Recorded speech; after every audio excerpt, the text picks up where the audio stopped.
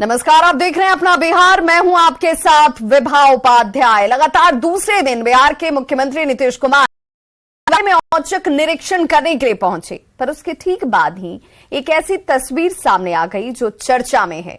JDU कोटे के मंत्री अशोक चौधरी के बहाने नीतीश कुमार ने तिलक और टीके पर ऐसा क्या कह दिया जो सियासी गलियारे में सुर्खियां बन रहा है। क्या संदेश नीतीश कुमार देना चाहते हैं? तस्वीरों के जरिए इस रिपोर्ट से समझिए।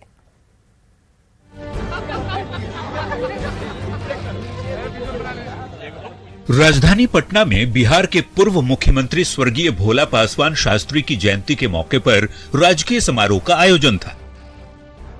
इसी दौरान मुख्यमंत्री नीतीश कुमार जब मीडिया वालों के सामने आए तो उनका एक और अंदाज दिखा।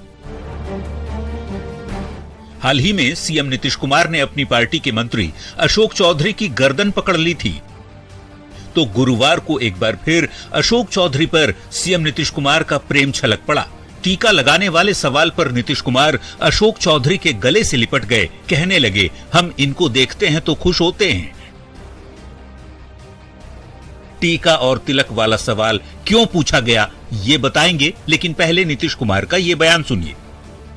देश भर में साफ है, अपने अच्छे है और सबके लिए हम काम करते हैं। उठाइए तो इनको देखते हैं कि राजनीतिक लोग हैं, हम लोग अपना जिसको जो करना है करते हैं, और जब इनको देखते हैं तो हम इनको देख के खुश होते हैं। सामने हमारा पटिएगा तो इन दोनों को मिला देते हैं। नीतीश कहते हैं कि हम सभी धर्मों से जुड़े लोगों की इज्जत करते हैं। तिलक या टीका वाले सवाल से कोई लेना देना नहीं। आखिर टीका और तिलक वाला सवाल नीतीश कुमार से पूछा ही क्यों गया? तो इसे समझने के लिए आपको फ्लैशबैक में लिए चलते हैं। पटना की ही ये तस्वीर है 18 सितंबर की। 18 सितंबर को गांधी मैदान के पास मॉरिशस के पूर्व राष्ट्रपति शिवसागर रामगुलाम की जयंती के मौके पर कार्यक्रम के बाद नीतीश कुमार पत्रकारों से बात कर रहे थे। इसी दौरान उनकी नजर एक पत्रकार पर पड़ी जिसने टीका लगाया हुआ था। नीतीश कुमार यह देख पीछे पलटते हुए अपने एक मंत्री को खोजने लगे। वे मंत्री अशोक चौधरी को तलाश रहे थे जो थोड़ा पीछे रह गए थे। अशोक चौधरी ने भी टीका लगा रखा था। मंत्री जैसे ही पहुंचे तो सीएम ने पीछे से उनकी गर्दन पकड़ ली और खींचकर आगे ले जाने लगे। इसके बाद सीएम नीतीश कुमार ने अशोक चौधरी की गर्दन को पीछे से पकड़कर उस पत्रकार के पास ले गए और दोनों के माथे को मिला दिया।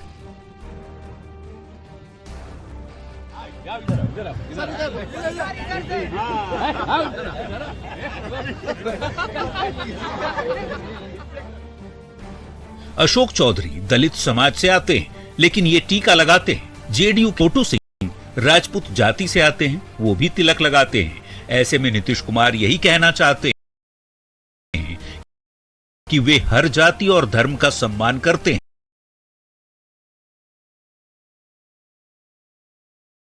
पीछे भी कई मायने निकाले जा रहे हैं। मसलन बार बार प्रेम दिखाकर नीतीश क्या अशोक चौधरी का कद बढ़ाना चाहते हैं? तेजस्वी यादव के सामने तिलक टीके पर अपना चाहते हैं। हर जाति हर धर्म के सम्मान का संदेश लोगों को देना चाहते हैं।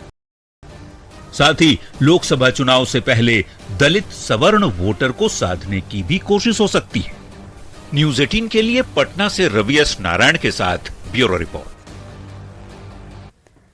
महिला आरक्षण को लेकर लोकसभा में हुई वोटिंग के दौरान समर्थन में 454 वोट पड़े, जबकि विरोध में सिर्फ 2 वोट।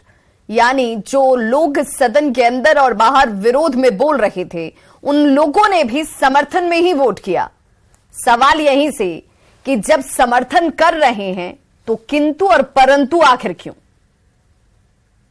SC/ST का है, उसी तर्ज पर पिछड़ा हो, अति पिछड़ा हो, अल्पसंख्यक महिलाएं हो, इन सबों का भी जो है आरक्षण जो है उसमें होना चाहिए।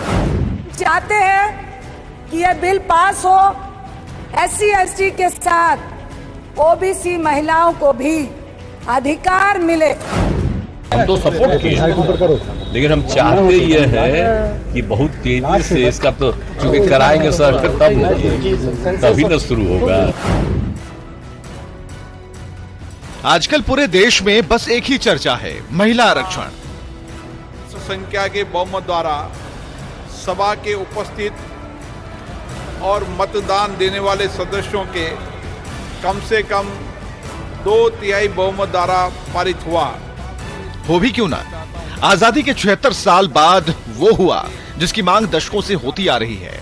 हैरानी तो यह है कि हर बात पर सरकार का विरोध करने वाले भी महिला आरक्षण के मुद्दे पर समर्थन कर रहे हैं, लेकिन किंतु परंतु के साथ कांग्रेस से लेकर सपा तक, आरजेडी से लेकर जेडीयू तक सबके सब महिला आरक्षण के हिमायती दिख रहे हैं।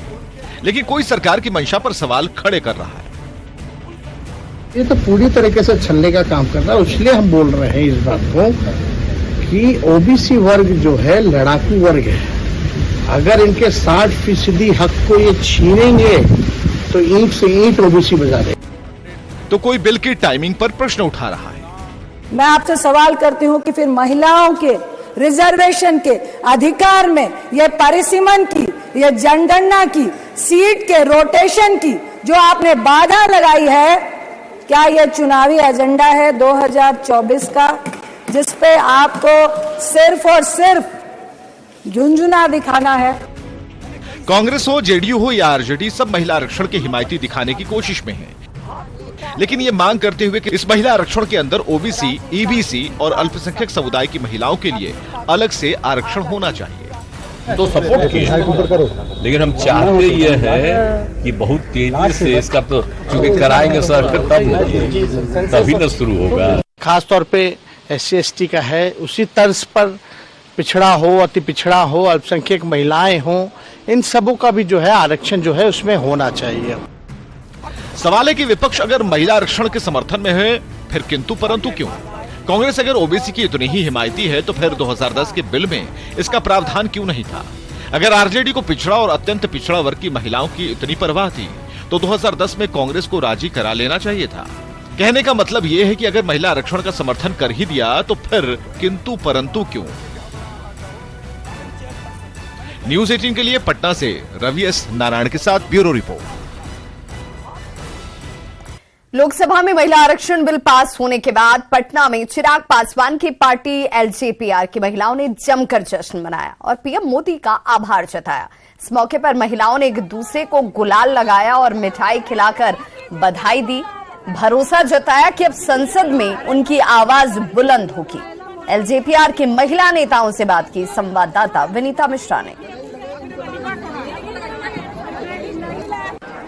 महिला आरक्षण बिल पास हो गया है और महिला आरक्षण बिल पास होने की खुशी एलजेपीआर के कार्यालय में मनाई जा रही है। यहाँ महिलाएं एक दूसरे को गुलाल लगा रही हैं और मिठाई खिलाकर जो खुशी है उसका इजहार कर रही हैं। एक दूसरे पर पुष्प की वर्षा भी कर रही हैं। तो यहाँ साफ तौर पर आप देख सकते हैं जो मिठाई का डब्बा है हाथों में लेकर एक दूसरे को खिलाकर अपने अधिकार की बात कर रही हैं। बहुत सारी खुशी है। खुशी हम लोग का आज इतना बड़ा है कि हम तमाम महिलाएं यहाँ पे खुशी से आदरणीय प्रधानमंत्री को दिल से आभार व्यक्त करना चाहती हूँ, उनको अभिवादन करना चाहती हूँ कि महिलाओं को जो मान सम्मान देने का बंधन अधिनियम के तहत जो उन्होंने महिला बिल विधेयक बिल जो पारित कर करके और 33% आरक्षण में महिलाओं को जो देने के काम किए हैं, इसके लिए हम महिलाओं के तरफ से उनको दिल से बधाई देना चाहती हूँ। बिल्कुल, वहाँ 181 महिला बढ़ेगी, सोचने वाली बात है कि वहाँ अभी तक मतलब 14% तक ही महिला वहाँ उपस्थित हुआ करती थी,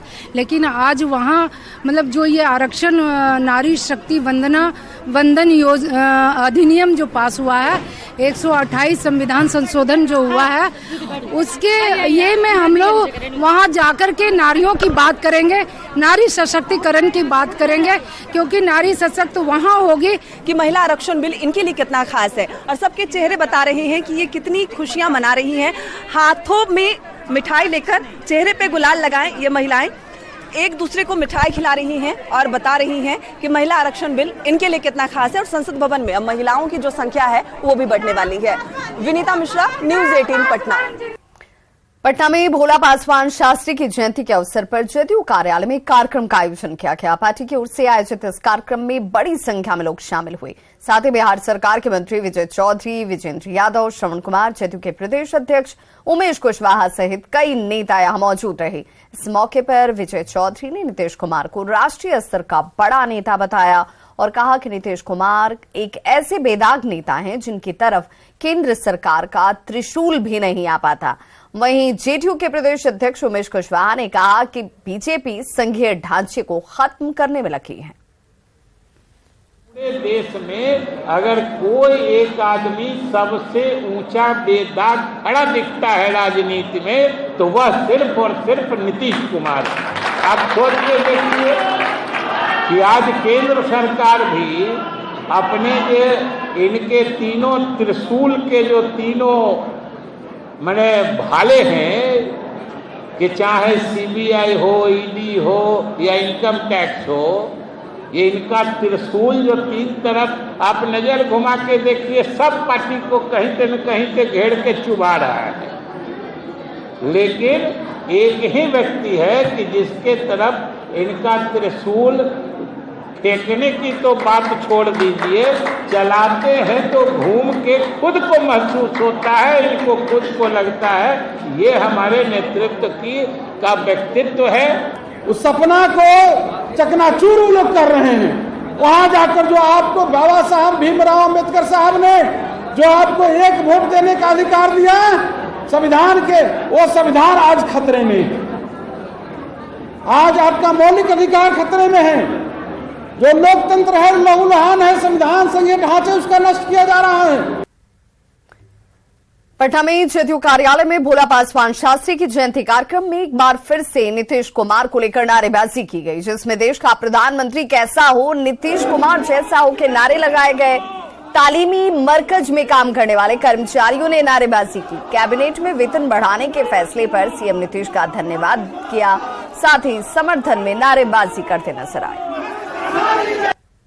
आज अचानक से कुछ लोगों की भीड़ हुई, उत्सुकता हुई कि आखिर बात क्या है। मालूम चला कि ये लोग तामीली मरकज के लोग हैं और ये मुख्यमंत्री को धन्यवाद देने के लिए आए हुए हैं, क्योंकि इनके मानदेय में भी बड़ी बढ़ोतरी हुई है और यही वजह है कि तामीली मरकज के लोग मुख्यमंत्री के पास पहुंचे और धन्यवाद देने के लिए आए हैं। क्या नाम है आपका? मेरा नाम सुरैया अख्तर है, पटना सदर से मैं हूँ और हमारी खुशी दुगुनी से भी क्या चौगुनी हो गई है। अब हम लोग तालीमी टोला सेवक जो है 30,000 नहीं है, हमारे साथ हमारे बच्चे भी है और हमारे बच्चे का भी बहुत दुआ लगेगा, क्योंकि हमारे नीतीश कुमार को अब हम मुख्यमंत्री के रूप में देखना चाहते हैं। मुख्यमंत्री तो है पर अब प्रधानमंत्री देखना चाहती हूँ कि ऐसा आज तक किसी ने नहीं किया है। मैं माननीय मुख्यमंत्री के आज बचे कुचले समाज से हम लोगों को आज ऊपर उठाने का उन्होंने काम किया है, इसके लिए उनको तो मैं धन्यवाद ज्ञापित करता हूं और भविष्य में हम सभी का जो मांग है उन्होंने पूरा करने का वादा किया है, इससे हम सभी अभिभूत हैं और आगे भी उनको हम मुख्यमंत्री के रूप में देखना चाहते हैं, यही प्रधानमंत्री के भी रूप में देखना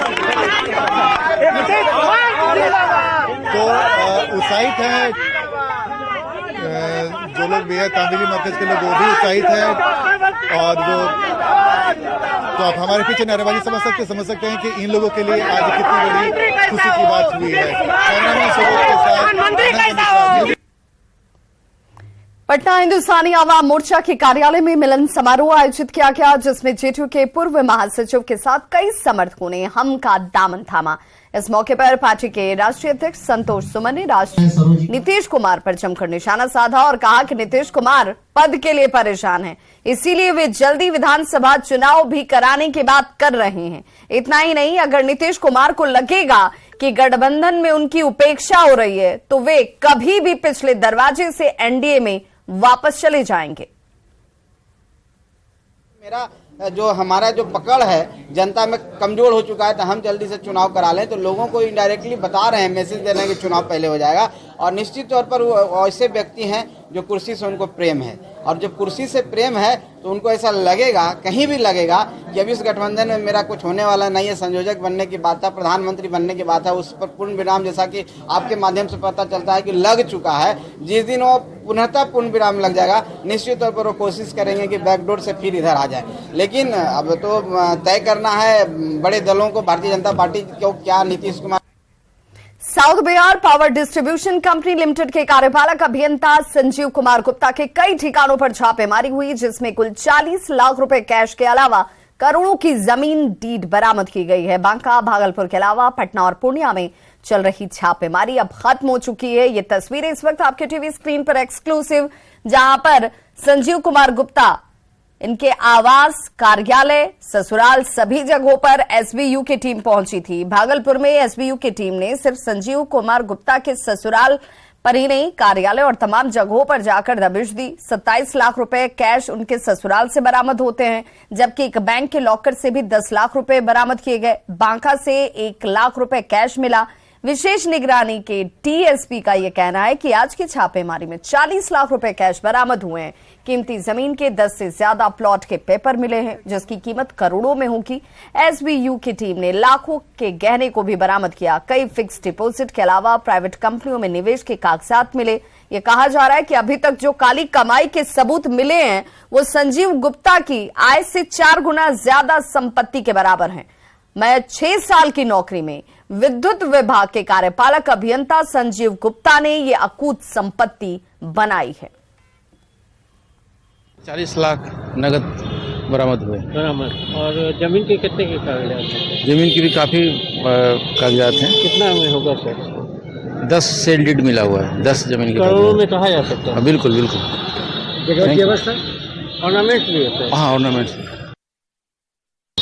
विद्युत विभाग के बांका के कार्यपालक अभियंता संजीव गुप्ता के पर जो है निगरानी की टीम के द्वारा, विशेष निगरानी की टीम के द्वारा सुबह से ही छापेमारी की जा रही थी और 4 ठिकानों पर ये छापेमारी चल रही थी।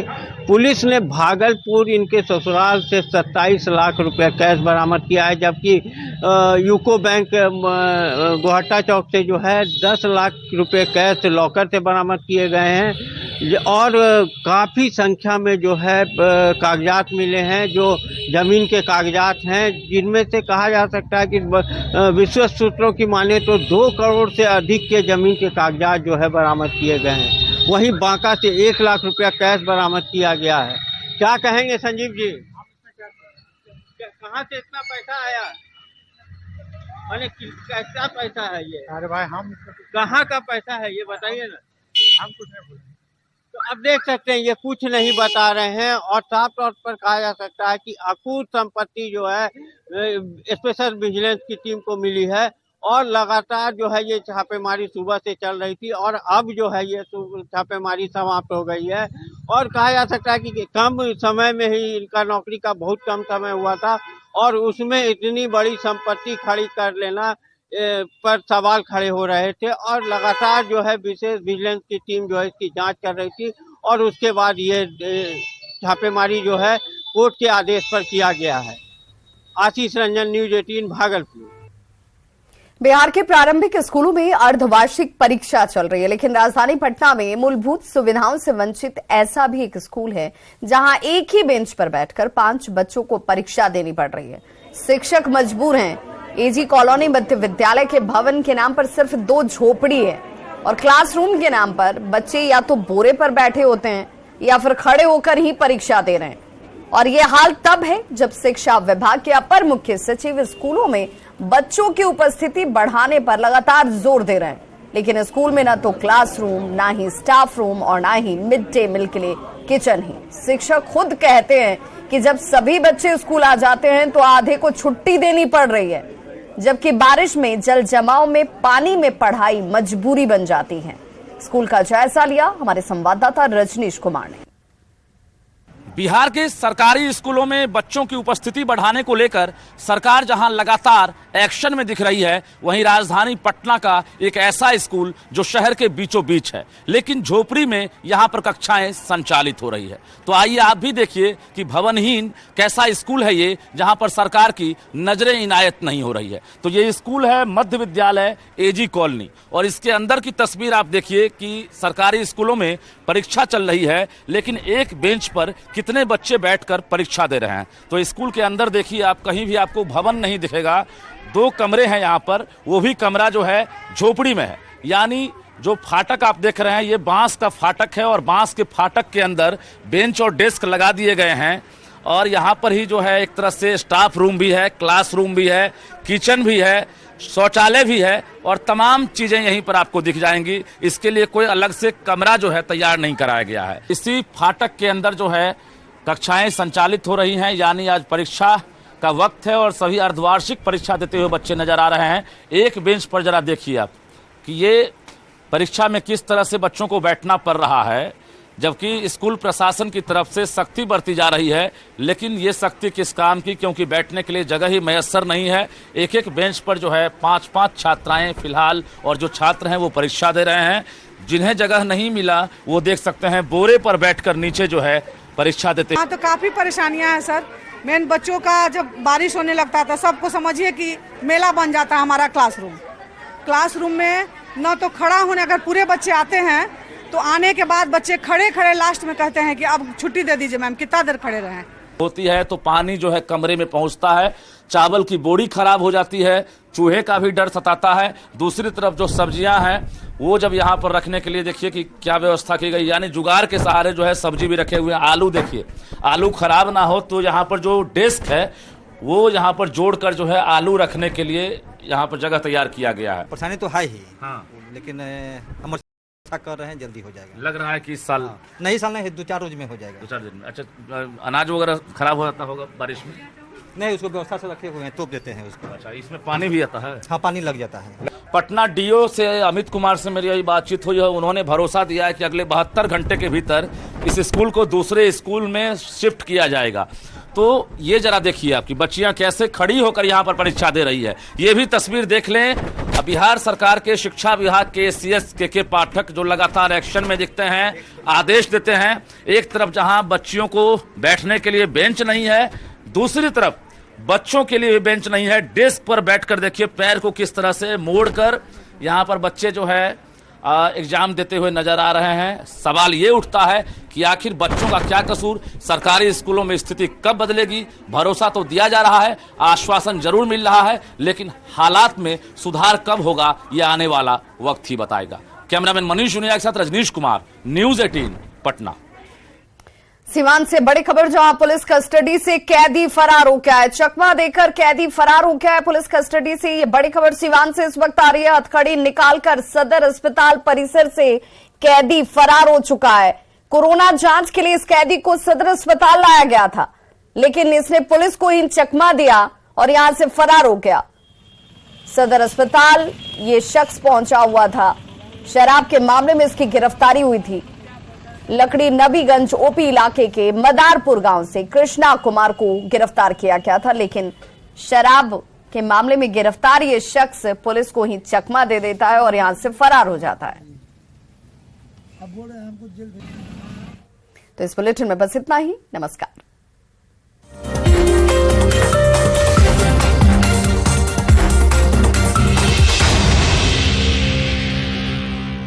हेडलाइंस प्रेजेंटेड बाय पेट सफा आयुर्वेदिक चूर्ण। पेट सफा तो हर रोग दफा।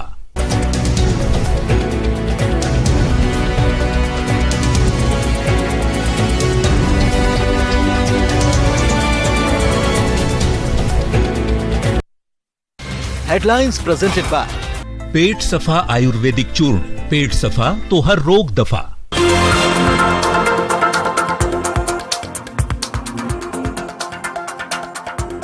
देश का भरोसा। नुकसान तो ना का मौका भी होता है, कोशिश करते हैं हम लोग कि ना हो, हटा करके चेक करते हैं। अगर स्कैनर मशीन होता तो एक बार में आप इसको स्कैन कर लेते हैं। हाँ, तो पता चल जाता है। हाँ, वो तो है। मांझी चेक पोस्ट पर स्कैनर मशीन नहीं होने से उस बात पुलिस को काफी परेशानी हो रही है। वाहनों की चेकिंग के दौरान कई बार पुलिस जवानों के साथ मारपीट की नौबत आ जाती। पुलिस जवानों का कहना है कि स्कैनर मशीन लग जाने से शराब तस्करों को पकड़ने में मदद मिलेगी। लखीसराय जिले में डेंगू का डंक कम होने का नाम नहीं ले रहा है। जिले में हर दिन डेंगू के नए मरीज मिल रहे हैं। बढ़ते डेंगू को लेकर स्वास्थ्य विभाग अलर्ट पर है। जिले के सदर अस्पताल में डेंगू को लेकर स्वास्थ्य कर्मियों की ड्यूटी लगाई गई है, जहां डेंगू से बचाव के लिए 10 बेड का स्पेशल वार्ड बनाया गया है। सिविल सर्जन का कहना है कि बढ़ते डेंगू के बीच लोगों को सतर्कता बरतने की जरूरत है। बढ़ते हुए डेंगू के प्रकोप को देखते हुए जिला पदाधिकारी महोदय के निर्देश के आलोक में नगर परिषद लखीसराय के द्वारा एंटी लार्वा का छिड़काव कराया जा रहा है और फॉगिंग भी सभी वार्डों में कराया जा रहा है। इसके लिए हमने टीम बना करके सभी को लगा दिए हैं। जिले लखीसराय नगर परिषद के सभी वार्डों में प्रतिदिन एंटी लार्वा का छिड़काव और फॉगिंग का छिड़काव कराया जा रहा है। वहीं लखीसराय के शहरी इलाके में डेंगू से बचाव के लिए नगर प्रशासन ने कमर कस ली है। शहरी इलाके में नगर परिषद के अधिकारी फॉगिंग करवा रहे हैं। शहर में जल जमाव न हो, इसका विशेष ध्यान रखा जा रहा है। वहीं जिला प्रशासन ने लोगों से साफ सफाई के साथ रहने की अपील की है। सरकारी स्कूल है जिसे शिक्षा विभाग ने खतरनाक घोषित कर दिया है। ये तस्वीर भारत नेपाल बॉर्डर की प्राथमिक विद्यालय टिकुलिया बस्ती की है, जहाँ सरकारी स्कूल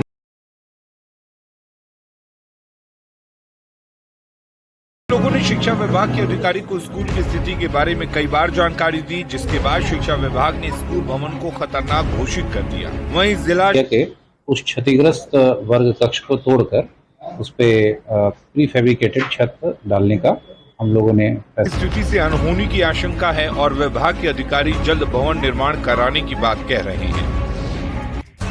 गोपालगंज में लेकिन ड्रोन ने पुलिस का काम आसान कर दिया और शराब की भट्टियों को ढूंढ निकाला।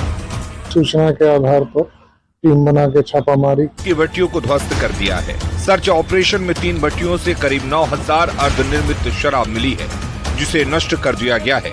वहीं फरार शराब राजधानी पटना में अपराधियों का मनोबल सिर चढ़कर बोल रहा है। दानापुर के मनेर में अपराधियों ने नगर परिषद के अध्यक्ष को निशाना बनाया है।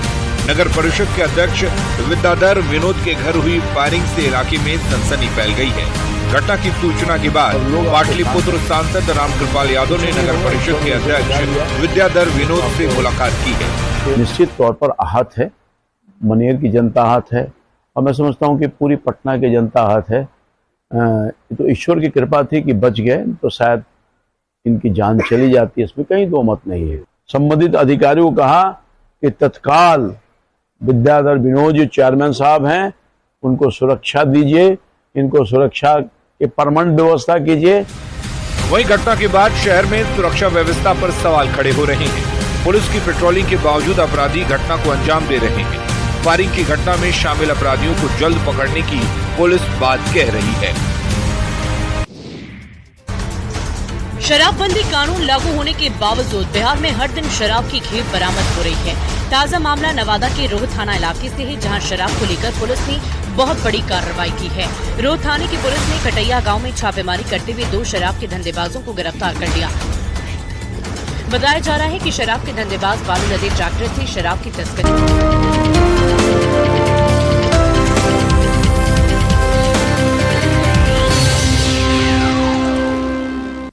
Headlines presented by Elegant Steel, India's #1 QST बार, देश का भरोसा।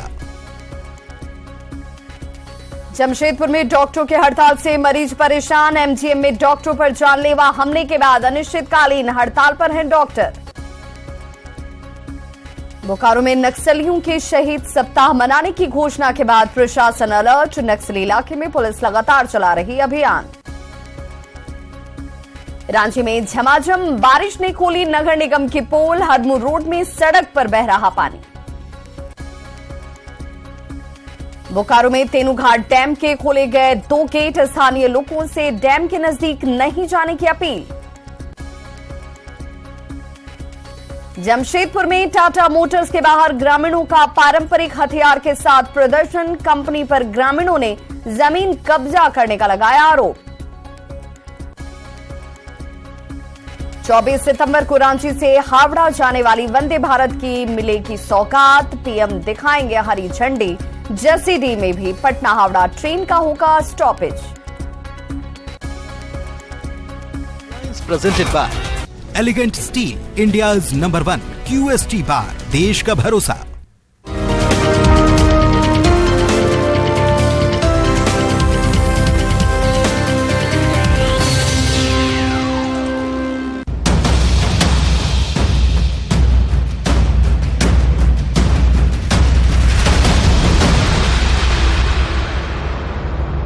नमस्कार, आप देख रहे हैं जोहार झारखंड। मैं हूं आपके साथ विभा उपाध्याय।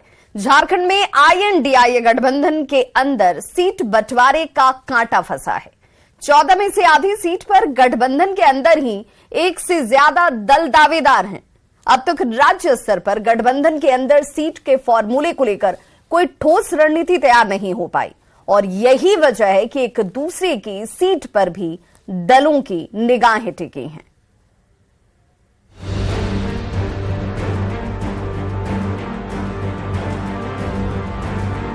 झारखंड में INDIA गठबंधन के अंदर सीट बंटवारे का फॉर्मूला अभी अधूरा है। राज्य में लोकसभा की 14 में से आधी सीट पर सीट बंटवारे का कांटा फंसा है।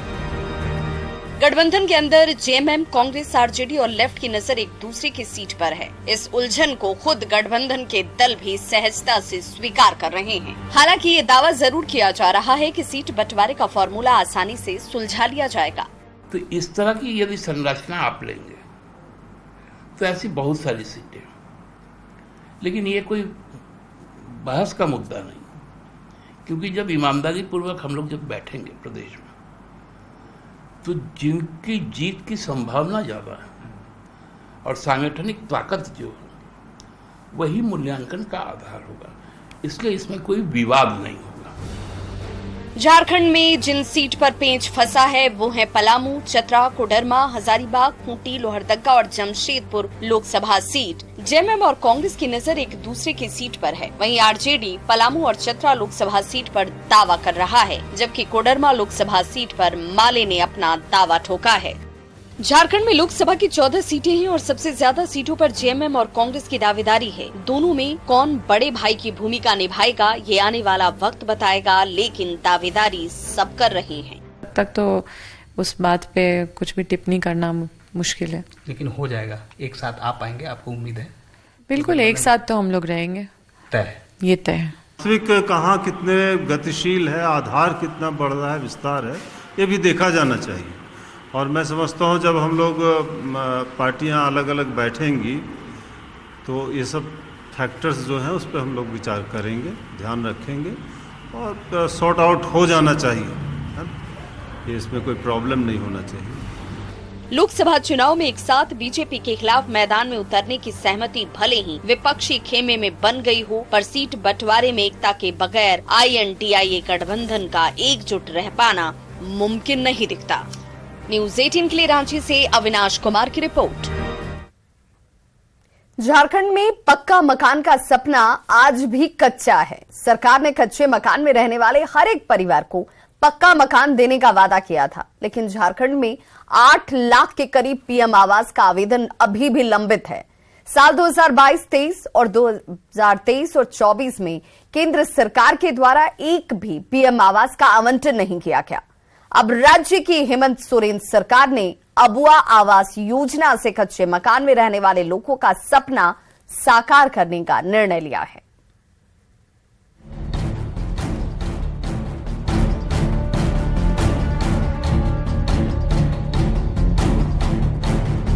झारखंड में आज भी मिट्टी के मकान में रहने वाले गरीब परिवारों का सपना अधूरा है। सरकार ने कच्चे मकान में रहने वाले लोगों को साल 2022 तक पक्का मकान देने का वादा किया था, लेकिन झारखंड में आज भी PM आवास के 8 लाख आवेदन सरकारी फाइलों में धूल फाक रहे हैं। पिछले वित्तीय वर्षों से अब तक एक भी PM आवास की स्वीकृति केंद्र सरकार ने नहीं दी। यही वजह है कि अब राज्य की हेमंत सोरेन सरकार ने ऐसे गरीब परिवारों का सपना साकार करने के लिए अबुआ आवास योजना की घोषणा कर दी है। झारखंड में 2022-23 एक भी आवंटन नहीं हुआ।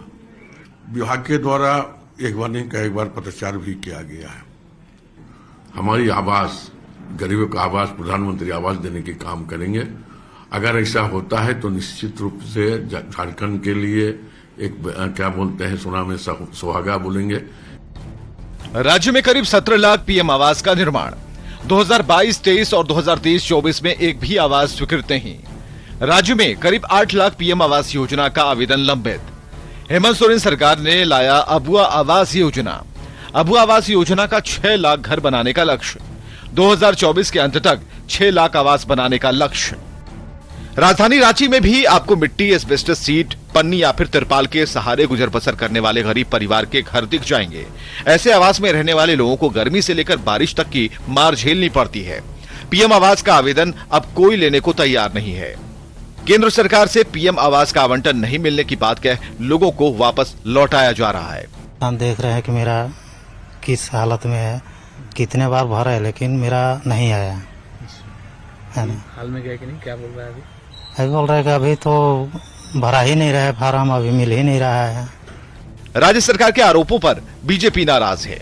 बीजेपी ने पलटवार करते हुए कहा कि राज्य के अधिकारियों के पास पीएम आवास योजना के लिए समय नहीं है। अगर समय पर पहले से स्वीकृत आवास का निर्माण पूरा हो गया होता तो आवंटन पर ब्रेक नहीं लगता। राज्य में आसमान छूते बालू के दर ने भी पीएम आवास के निर्माण पर रोक लगाई है।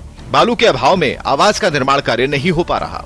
देखेंगे जो केंद्र से प्रधानमंत्री आवास आवंटित हुआ और जिस तेजी से और जिस गति से प्रधानमंत्री आवास बनाना था, आज इनके अफसर दूसरे काम में लिप्त हैं और गरीबों की चिंता इस सरकार को नहीं है। पीएम आवास के आवंटन को लेकर राज्य के मंत्री से लेकर मुख्यमंत्री तक केंद्र सरकार से गुहार लगा रहे हैं। राज्य सरकार को अब भी लंबित पीएम आवास कोटा केंद्र सरकार से मिलने की उम्मीद है, लेकिन हकीकत यह है कि केंद्र और राज्य सरकार के बीच 8 लाख परिवार पीएम आवास के लाभ से वंचित हैं। न्यूज 18 के लिए रांची से संवाददाता अविनाश कुमार की रिपोर्ट। सिमडेगा में बीजेपी प्रदेश अध्यक्ष बाबूलाल मरांडी ने संकल्प यात्रा के तहत सभा को संबोधित किया। इस दौरान मरांडी ने राज्य सरकार पर जमकर निशाना साधा। बाबूलाल मरांडी ने राज्य सरकार पर भ्रष्टाचार का आरोप लगाया और कहा कि बीजेपी सभी वर्गों को मुख्यधारा से जोड़ रही है, वहीं राज्य सरकार लोगों को लूट रही है। मैंने क्या कि जो यहाँ घटना घटित हुई थी, कल आते ही हमसे नौजवान लोग मिले थे जिन लोगों के ऊपर केस है, और सवेरे मैंने एसपी से भी बात किया है और ये गलत हो रहा है। उरांव महिला है, वो भी ट्राइबल महिला है, फिर उनके साथ भी जिस प्रकार से जायदाती हुई है, और फिर ये जान करके बड़ा आश्चर्य हुआ कि आज तक एफआईआर तक नहीं किया है पुलिस ने। इससे बड़ा और दुर्भाग्य क्या है? तो लगता है यहाँ कोई तालिबानी शासन तो नहीं चल रहा है। भाई अगर महिला ने आवेदन दिया है, सच झूठ क्या है वो तो बाद में अब जांच होगी, अदालत देखेगी, लेकिन आप एफआईआर भी नहीं करते हैं, तो ये बिल्कुल गलत है। लोकसभा से नारी शक्ति वंदन विधेयक पारित होने के बाद अब इस पर क्रेडिट लेने की होड़ मची हुई है। जेएमएम ने इस विधेयक को यूपीए 2 की देन बताया।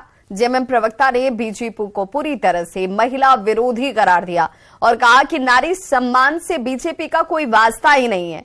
मनोज पांडे ने दावा किया कि INDI अलायंस से बीजेपी घबराई हुई है और यही वजह है कि 9.5 साल के बाद सदन में महिलाओं को आरक्षण देने की इन्हें याद आई। वर्षों के बाद इनको आधी आबादी की सुध आई। ये इसलिए संभव हो पाया कि इंडिया गठबंधन मजबूत हुआ, भारतीय जनता पार्टी के नेतृत्व वाली एनडीए कमजोर हुई, इसलिए। नहीं तो ये तो महिला विरोधी लोग हैं। क्योंकि खतरे की घंटी बज गई, सिंहासन डोल गया, तो आधी आबादी की याद आई। जो भी हो, महिला बिल पास हुआ, बहुत खुशी की बात है। जिस परिस्थिति में भी पास हो, साथ ही हम लोग मांग करेंगे कि उसमें आरक्षण की भी व्यवस्था हो और जितना जल्द हो सके, अगर संभव हो 2024 में उसे लागू करें। महिलाओं को सशक्त बनाने वाले नारी शक्ति वंदन विधेयक लोकसभा से पास होने पर राजधानी रांची की महिलाओं में उत्साह का माहौल है। इस विधेयक पर आज राज्यसभा में भी चर्चा की जा रही है। महिलाओं और छात्राओं की माने तो ये विधेयक नारी सशक्तिकरण की दिशा में बड़ी भूमिका निभाएगा। साथ ही जब सदन में महिला विधायकों की संख्या बढ़ेगी, तब उनके अधिकारों की गूंज भी ज्यादा होगी। रांची में नारी शक्ति वंदन विधेयक पर महिलाओं से बात की सहयोगी संजय कुमार सिन्हा ने। नारी शक्ति वंदन विधेयक लोकसभा में पास हो चुका है और आज राज्यसभा में इस पर चर्चा हो रही है। जाहिर है कि आधी आबादी के सशक्तिकरण पर जब बात होती है तो महिलाओं का मुस्कुराता चेहरा भी नजर आता है। हम इस समय राजधानी रांची के डोंडा कॉलेज में हैं और हमारे साथ देख सकते हैं कि प्रोफेसर भी हैं, छात्राएं भी हैं, तमाम लोग इस पर बातचीत करने के लिए बेहद उत्सुक हैं। महिलाओं की स्थिति पहले की तुलना में और बेहतर होगी। हालांकि इससे पहले पंचायतों में जो आरक्षण दिया गया, इससे महिलाओं की स्थिति पहले से और अच्छी हुई थी, और अब जब लोकसभा और विधानसभाओं में महिलाओं को 33% आरक्षण दिया जाएगा तो इससे महिलाओं का सशक्तिकरण में इससे काफी मदद भी मिलेगी। हमारे झारखंड की है वो, और वो राष्ट्रपति बन गई हैं। हम लोग ही उनको चुना है, ठीक है। कल क्या ऐसा स्थिति था कि हमारे घर की महिलाएं राष्ट्रपति बन जाए? नहीं था। ये हमारे लिए बहुत ही अच्छी बात है, हम सभी महिलाओं के लिए, क्योंकि हमें आगे बढ़ने का अवसर मिलेगा। लोकसभा और राज्यसभा में पार्टिसिपेशन बढ़ेगा विमेन का, जिससे कि जो अभी हम विकासशील देश हैं उससे हम विकसित देश की ओर अग्रसर होंगे।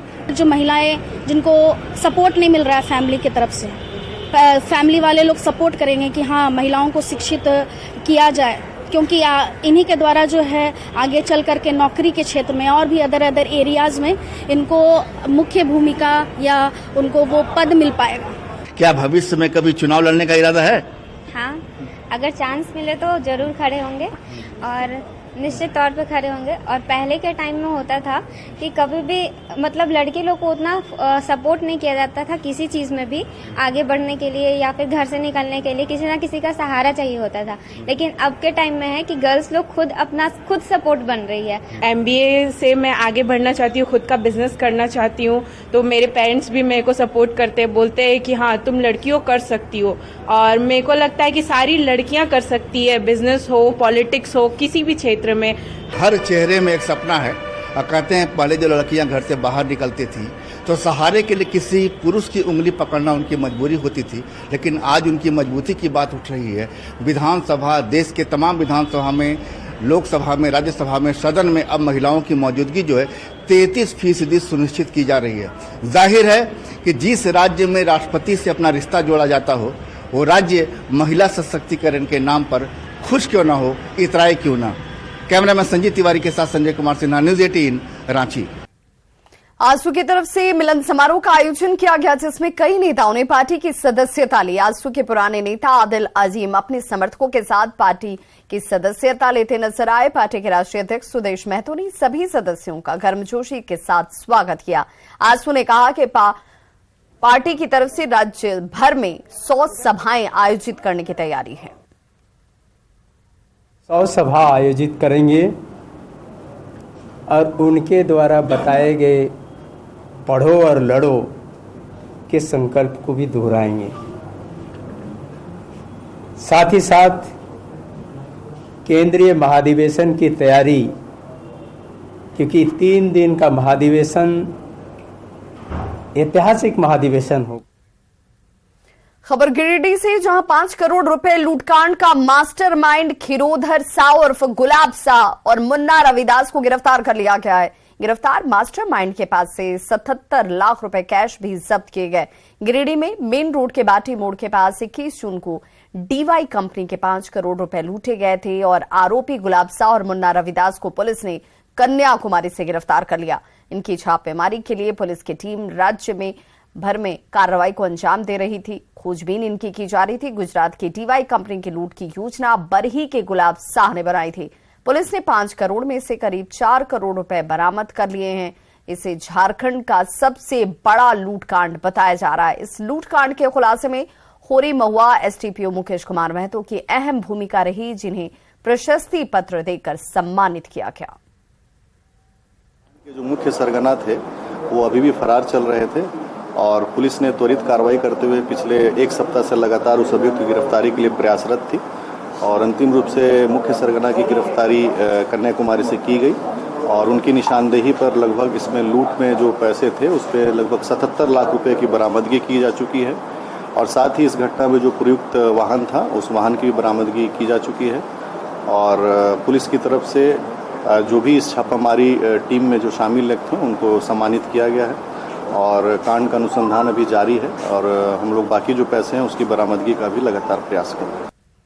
पलामू के मेदिनीनगर में कई साल से लंबित फेज 2 जलापूर्ति योजना का कार्य जल्द शुरू होगा। इससे शहरवासियों को पेयजल संकट से राहत मिलने की उम्मीद है।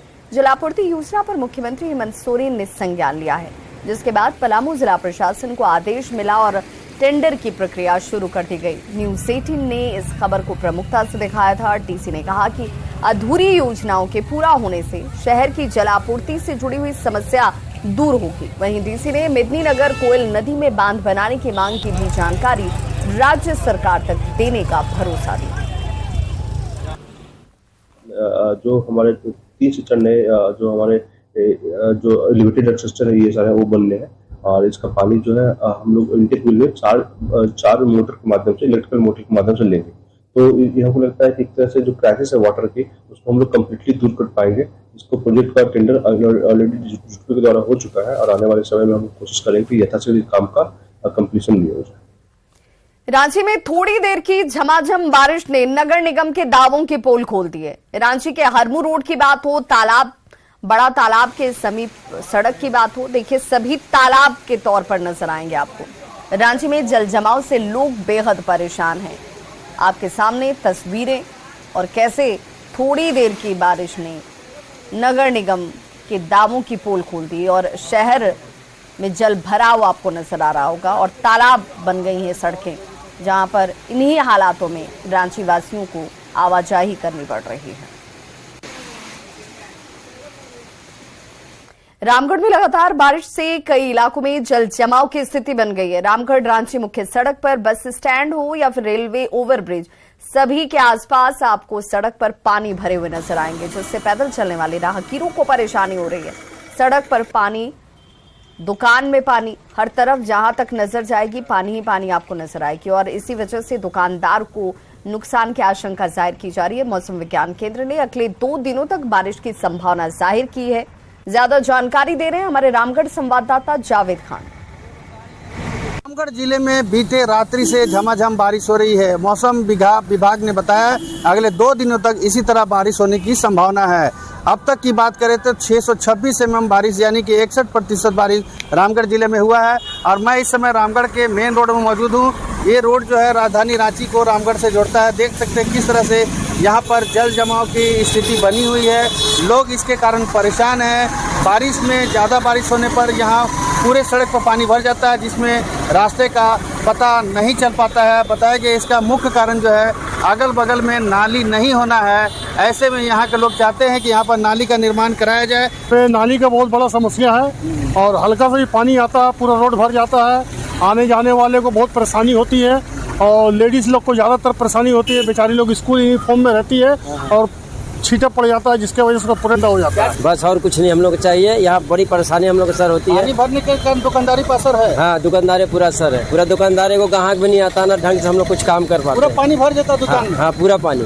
गाड़ी एक भी नहीं आता। देखिए ना, लगने के लिए आप ही देखिए पूरा रास्ता एकदम ब्लॉक हुआ है। अच्छा। ऐसे में यहाँ के लोग चाहते हैं यहाँ पर जल निकासी के लिए दोनों तरफ नाली का निर्माण कराया जाए। जावेद खान, न्यूज़ 18 रामगढ़।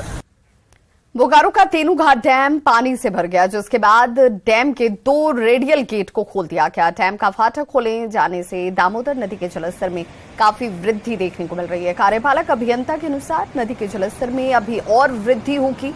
विभाग की तरफ से नदी और डैम के आसपास लोगों को नहीं आने की अपील की जा रही है।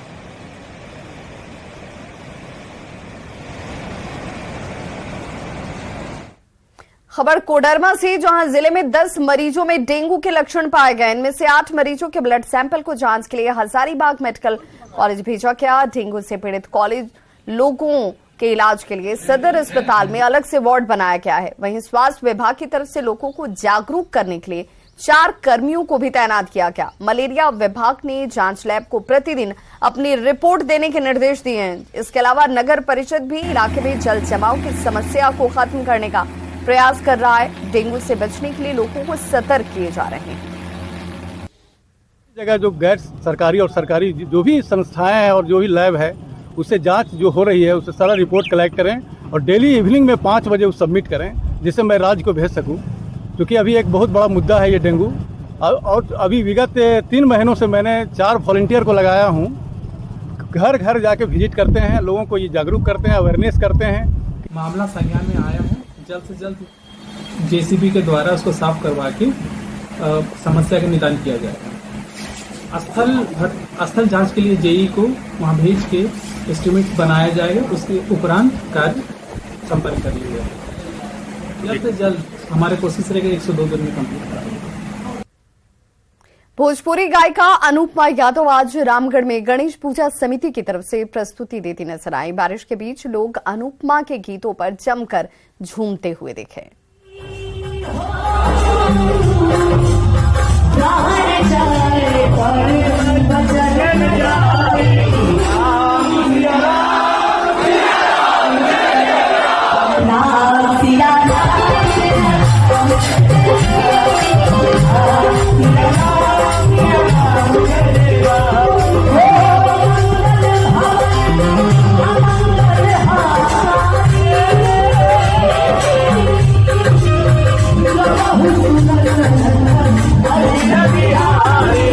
Oh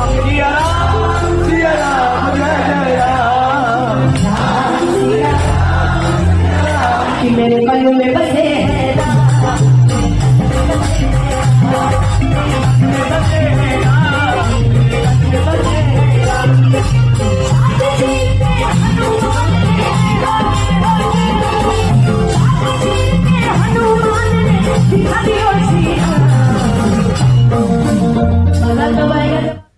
मेरा टाटा में शो था, फिर रांची में था और मैं इसके पहले भी आ चुकी हूँ, तो मैं बहुत बार आ चुकी हूँ। कैसी लगी आपको रामगढ़ की जनता? मैंने बोला ही, बस सभी को यही बोलना चाहूंगी, जैसे प्यारा आशीर्वाद दे रहे वैसे ऑलवेज